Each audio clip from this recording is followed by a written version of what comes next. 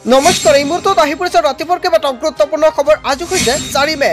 PM Kisan একাউণ্টত 3টা কিস্তি 6,000 টকা সোমাব।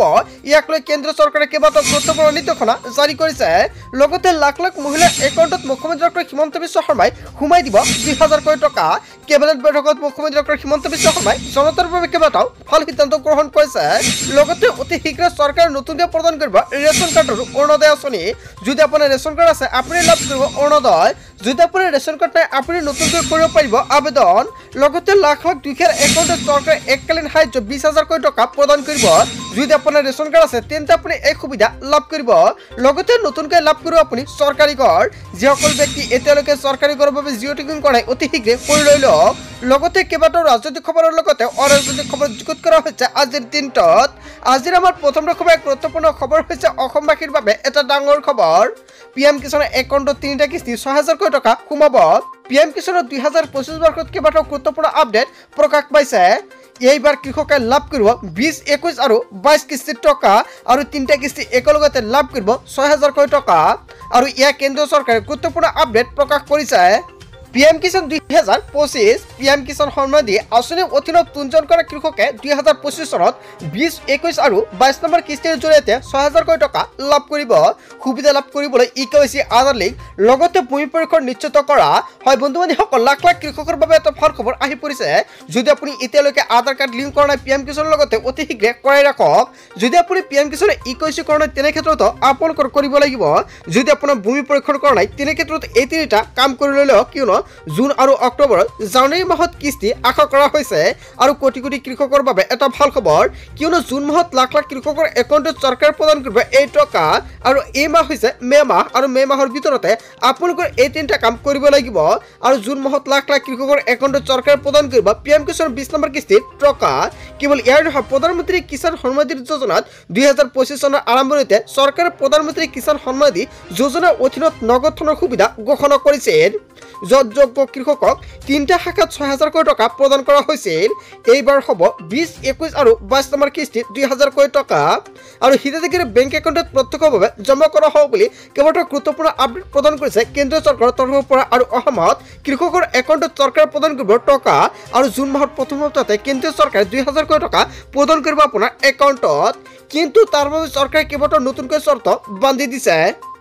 20 সংখ্যক কিস্তি 2025 চনৰ মে বা জুনত মুক্তি পোৱাৰ সম্ভাৱনা আছে। আৰু এইটো হৈছে মে মাহ। আৰু মেৰ শেষৰ ফালে আপোনাৰ একাউণ্টত 2,000 টকা সোমাব পাৰে। যদি নোসোমায় তেনে ক্ষেত্ৰত জুন মাহৰ প্ৰথম সপ্তাহতে আপোনাৰ একাউণ্টত সোমাব পাৰে। আৰু ইয়াক কেন্দ্ৰীয় চৰকাৰে ইংগিত প্ৰদান কৰিছে। যদি আপুনি আনুষ্ঠানিক মুক্তিৰ তাৰিখ এতিয়ালৈকে নিশ্চিত হোৱা নাই, সাধাৰণতে মে মাহতে কিস্তি ডেলিভাৰী কৰা হয় আৰু যি বছৰৰ প্ৰথম আৰ্থিক বুষ্ট প্ৰদান কৰে। কিন্তু জুন মাহৰ একাউণ্টত আপুনি লাভ কৰিব টকা। আৰু জুন মাহতে আপোনাৰ একাউণ্টত আপুনি নিশ্চিত হওক আপুনি টকাটো লাভ কৰিব। কিন্তু মেৰ শেষৰ ফালে আপোনাৰ একাউণ্টৰ টকাটো প্ৰদান কৰিব পাৰে। জুন মাহত 3টা কিস্তিৰ আশা কৰা হৈছে। 2025 জুন মাহৰ ভিতৰত কৃষকে 20 সংখ্যক কিস্তি আশা কৰিব পাৰিব। বাৰ্ষিক আঁচনিৰ অংশ হিচাপে যোগ্য হিতাধিকাৰীসকলে প্ৰত্যক্ষ সুবিধা স্থানান্তৰৰ লগতে ডিবিটিৰ জৰিয়তে তেওঁলোকৰ বেংক একাউণ্টত 2,000 টকা ঘূৰাই পাব। আৰু অক্টোবৰত 3টা কিস্তিৰ দিন ঘোষণা কৰিব। হয় বন্ধু বান্ধৱীসকল, চৰকাৰে আন এটা গুৰুত্বপূৰ্ণ আপডেট প্ৰকাশ কৰিছে। আৰু জুন মাহত আপোনাৰ একাউণ্টত চৰকাৰে প্ৰদান কৰিব 2,000 টকা। লগতে চৰকাৰে আন এটা গুৰুত্বপূৰ্ণ আপডেট প্ৰদান কৰিছে। যদি জুন মাহত আপোনাৰ একাউণ্টত টকাটো প্ৰদান কৰে তেনে ক্ষেত্ৰত অক্টোবৰ মাহত আপোনাৰ একাউণ্টত সোমাব পিএম কিষাণৰ 21 নম্বৰ কিস্তি। আৰু ইয়াক কেন্দ্ৰীয় চৰকাৰে কেইবাটাও গুৰুত্বপূৰ্ণ আপডেট প্ৰকাশ কৰিছে। বাৰ্ষিক কিস্তি সম্পন্ন হোৱাৰ পিছতে 2025 চনৰ অক্টোবৰৰ ভিতৰতে 21 সংখ্যক যিখন কিস্তি সেইখন কিন্তু বিতৰণ কৰাৰ সম্ভাৱনা আছে। কিন্তু মুক্তিৰ সঠিক তাৰিখ চৰকাৰে চূড়ান্ত কৰিব। সুবিধা লাভ কৰিবলৈ কৃষকসকলে সম্পূৰ্ণ কৰিব লাগিব এই পদক্ষেপসমূহ। আৰু কি কি কাম কৰিব লাগিব তলত সম্পৰ্কে উল্লেখ কৰা আছে। 1 নম্বৰত কোৱা হৈছে ইকেৱাইচি পৰীক্ষণ। ইকেৱাইচি আপডেটৰ বাবে ওচৰৰ CSC কেন্দ্ৰত বা চৰকাৰী ৱেবছাইটত pmkisan.gov.in জৰিয়তে আপুনি কৰিব পাৰিব। 2 নম্বৰত উল্লেখ কৰা আছে ভূমি পৰীক্ষণ। ভূমিৰ ৰেকৰ্ড পৰীক্ষণ কৰাটো নিশ্চিত কৰক। 3 নম্বৰত উল্লেখ কৰিছে আধাৰ বেংক একাউণ্টৰ সৈতে লিংক কৰক। পেমেণ্ট পলম নহ'লে আপুনি এতিয়া এইকেইটা কাম কৰিব লাগিব। যদি আপুনি নকৰে তেনে ক্ষেত্ৰত আপোনাৰ এইকেইটা কাম কৰাটো বাধ্যতামূলক। আধাৰ নম্বৰ বেংক একাউণ্টৰ সৈতে লিংক কৰাটো বাধ্যতামূলক। যদি এইকেইটা কাম নকৰে তেনে ক্ষেত্ৰত আপোনাৰ একাউণ্টত আপুনি টকাটো নাপাব।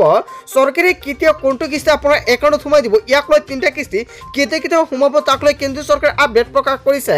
2025 চনৰ কিস্তিৰ সাৰাংশ 20 নম্বৰ কিস্তি 2000 কোটি টকা মে বা জুন মাহত সোমাব আৰু 21 নম্বৰ কিস্তি 2000 কোটি টকা অক্টোবৰত সোমাব আৰু 22 নম্বৰ কিস্তি 2000 কোটি টকা জানুৱাৰী মাহত সোমাব 2026ত। আৰু উদ্দেশ্যৰ প্ৰতি লক্ষ্য ৰাখি এই চৰকাৰী আঁচনিসমূহৰ সুবিধা লাভ কৰিবলৈ কৃষকসকলক প্ৰয়োজনীয় আনুষ্ঠানিকতা সম্পূৰ্ণ কৰিবলৈ পৰামৰ্শ দিয়া হৈছে। অধিক তথ্যৰ বাবে প্ৰধানমন্ত্ৰী কিষাণ অফিচিয়েল ৱেবছাইটত আপুনি চাব পাৰিব। তাৰপিছত অসমবাসী ৰাজীৱ জনাইছে আমাৰ পৰৱৰ্তী এক গুৰুত্বপূৰ্ণ খবৰ, লগতে ডাঙৰ খবৰ। লাখ লাখ বিদ্যুৎ উপভোক্তাৰ বাবে এটা ভাল খবৰ দিলে মুখ্যমন্ত্ৰী ডক্টৰ হিমন্ত বিশ্ব শৰ্মাই। 1 অক্টোবৰৰ পৰা বিদ্যুতৰ বিল হেৰা পোৱাৰ ঘোষণা কৰিছে মুখ্যমন্ত্ৰীগৰাকীয়ে। প্ৰতি ইউনিটত 1 টকাকৈ হেৰা পোৱাৰ ঘোষণা কৰিছে মুখ্যমন্ত্ৰী ডক্টৰ হিমন্ত বিশ্ব শৰ্মাই। হয় বন্ধু-বান্ধৱীসকল, এপ্ৰিল মাহতে 1 টকাকৈ হেৰা পোৱাৰ সম্ভাৱনা আছিলে। এয়া মুখ্যমন্ত্ৰী ডক্টৰ হিমন্ত বিশ্ব শৰ্মাই ঘোষণা কৰিছিলে। এতিয়া আকৌ তাৰিখটো সলনি কৰিছে। এতিয়া 1 এপ্ৰিলৰ পৰা চৰকাৰে 1 অক্টোবৰলৈকে সিদ্ধান্ত গ্ৰহণ কৰিছে।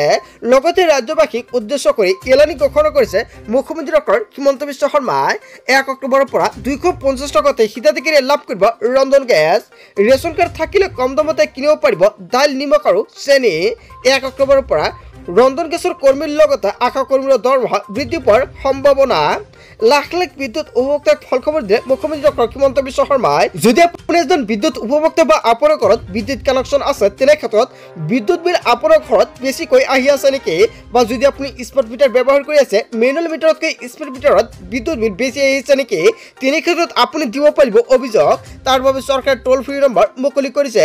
যদি আপোনালোকৰ টোল ফ্ৰী নম্বৰটো লাগে নিশ্চয় কমেণ্ট কৰি জনাই দিব, সম্পূৰ্ণকৈ জনাই দিম আন এটা ভিডিঅ'ত। তাৰপিছত অসমবাসী ৰাজীৱ জনাইছে পৰৱৰ্তী এক গুৰুত্বপূৰ্ণ খবৰ, লগতে ডাঙৰ খবৰ। অবৈধ বাংলাদেশীৰ বিৰুদ্ধে কঠোৰ হৈ পৰিছে চৰকাৰ। ইতিমধ্যে 6500 লোক আটক কৰা হৈছে। বৰ্তমানলৈকে 450 বাংলাদেশী চিনাক্ত। ভাৰতত অবৈধভাৱে থকা বাংলাদেশীক উলিয়াই পঠিওৱা হ'ব ভাৰতৰ পৰা। সাজু হৈছে প্ৰশাসন, সাজু হৈছে বুলডোজাৰ, 1000তকৈ অধিক আৰক্ষী। ভাঙি পেলোৱা হ'ব সকলো অবৈধ বাসগৃহ। আহমেদাবাদত কঠোৰ হৈ পৰিছে প্ৰশাসন। হয় বন্ধু-বান্ধৱীসকল, এটা বিগ আপডেট প্ৰকাশ পাইছে। তাৰপিছত অসমবাসী ৰাজীৱ জনাইছে পৰৱৰ্তী এক গুৰুত্বপূৰ্ণ খবৰ, লগতে ডাঙৰ খবৰ। আধাৰ কাৰ্ড থাকিলেও হ'ব পাৰে সন্দেহজনক নাগৰিক। বহু সন্দেহজনক নাগৰিকে আধাৰ কাৰ্ড বনাই লোৱাৰ অভিযোগ উত্থাপিত হৈছে। NRCত নাম নথকা বহু পৰিয়ালৰ হাতত কেনেকৈ আহিল আধাৰ কাৰ্ড, নতুন তথ্যৰ ভিত্তিত একশ্যন ঘোষণা কৰিলে মুখ্যমন্ত্ৰীয়ে। আজিৰ পৰাই একশ্যন আৰম্ভ NRCত নাম নথকা আধাৰ কাৰ্ডৰ গৰাকীৰ বিৰুদ্ধে। গৃহমন্ত্ৰী অমিত শ্বাহৰ নিৰ্দেশৰ পিছতে কেইবাটাও গুৰুত্বপূৰ্ণ সিদ্ধান্ত গ্ৰহণ কৰিছে। গৃহমন্ত্ৰী অমিত শ্বাহে নিৰ্দেশ প্ৰদান কৰিছে আৰু ইয়াৰ পিছতে ৰাজ্যে চলিছে সন্দেহজনক নাগৰিকৰ বিৰুদ্ধে অভিযান। NRCত আবেদন নকৰাকৈ আধাৰ কাৰ্ড লোৱা ব্যক্তিক চিনাক্তকৰণৰ প্ৰক্ৰিয়া আৰম্ভ হৈ পৰিছে। মুখ্যমন্ত্ৰীৰ নিৰ্দেশত জিলাই জিলাই তালিকালৈ সাজু হৈছে আৰক্ষী। কোনো সন্দেহজনক নাগৰিক সোমাই থাকিব নোৱাৰিব অসমত। কেৱল এয়াই নহয়, বাংলাদেশীক বিতৰণৰ এয়াই হ'ব নেকি বৃহৎ পদক্ষেপ। আধাৰ কাৰ্ড থাকিলেও হ'ব পাৰে সন্দেহজনক নাগৰিক, কিয়নো ইয়াক লৈ কেইবাটাও গুৰুত্বপূৰ্ণ সিদ্ধান্ত গ্ৰহণ কৰিছে মুখ্যমন্ত্ৰী ডক্টৰ হিমন্ত বিশ্ব শৰ্মাই। লগতে পঞ্চায়ত নিৰ্বাচনৰ পূৰ্বেই চৰকাৰে কেইবাটাও গুৰুত্বপূৰ্ণ সিদ্ধান্ত গ্ৰহণ কৰিছে আৰু পঞ্চায়ত নিৰ্বাচনৰ পিছতে ইয়াক লৈ চৰকাৰে জোৰদাৰভাৱে আৰম্ভ কৰিব অভিযান প্ৰক্ৰিয়া। তাৰপিছত অসমবাসী ৰাজীৱ জনাইছে পৰৱৰ্তী এক গুৰুত্বপূৰ্ণ খবৰ, লগতে ডাঙৰ খবৰ। অধিক দামত গেছ চিলিণ্ডাৰ বিক্ৰী কৰা এজেণ্টসকল সাৱধান হওক। নিৰ্ধাৰিত দামতকৈ অধিক দাম লয় একাংশ এজেণ্টে। অধিক দাম লোৱা এজেণ্টৰ বিৰুদ্ধে শীঘ্ৰে অভিযান চলাব মুখ্যমন্ত্ৰী হিমন্ত বিশ্ব শৰ্মাই। কোনো 1 টকা বেছি ল'ব নোৱাৰিব গেছ চিলিণ্ডাৰত। দাম বেছি ল'লে এজেণ্টৰ বিৰুদ্ধে দিব পাৰিব আপুনি অভিযোগ। সাধাৰণ জনতাক লুটি খোৱা কোনো লোকে ৰেহাই নাপাব। সাধাৰণ জনতাক লুটি খোৱা কোনো লোকে ৰেহাই নিদিয়াৰ হুংকাৰ প্ৰদান কৰিছে চৰকাৰে। অধিক দামত গেছ চিলিণ্ডাৰ বিক্ৰী কৰা এজেণ্টসকল সাৱধান হওক। বন্ধু-বান্ধৱীসকল, গোটেই অসম তথা ভাৰতৰ বিভিন্ন প্ৰান্তৰ পৰা যুগুত হৈছে কেইবাটাও ডাঙৰ খবৰ। এনেবোৰ খবৰ নিতৌ পাই থাকিবলৈ চেনেলটি ছাবস্ক্ৰাইব কৰি ভিডিঅ'ত এটা লাইক কৰিবলৈ নাপাহৰিব। চ' থেংক ইউ ফৰ ৱাচিং ফুল ভিডিঅ'।